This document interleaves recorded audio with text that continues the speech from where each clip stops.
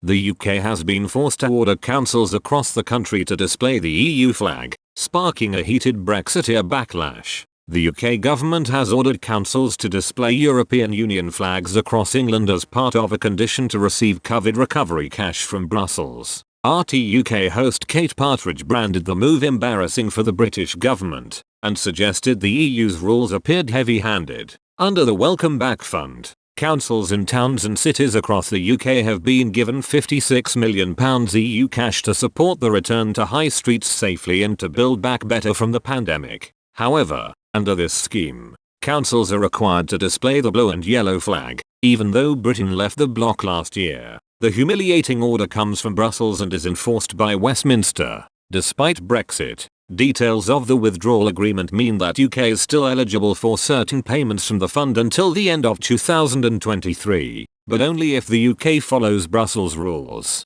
This means thousands of new EU flags will be posted on official buildings and in public places across the country. It comes just 4 months after the Department for Digital, Culture, Media, and Sport announced it was repealing planning rules in a bid to make it harder to fly EU flags. Ms. Partridge discussed the scheme with Councillor Professor Robert Barr, who is the Liberal Democrat group leader of the Warrington Borough. The money will be spent on street planning, extra seating, green spaces, and the removal of graffiti. The RT host said, "Doesn't it seem a bit embarrassing on one hand but good news that the government took the cash?" Mr. Barr responded, "I think it's great news that they took the cash. It shouldn't be embarrassing, but the government has intentionally made it embarrassing because they want to make this part of its culture war. It's a shame because this is a really good opportunity to show we can work together sensibly with the EU even though we have left. As EU protocol, if EU money is used, then it is acknowledged and that seems reasonable,"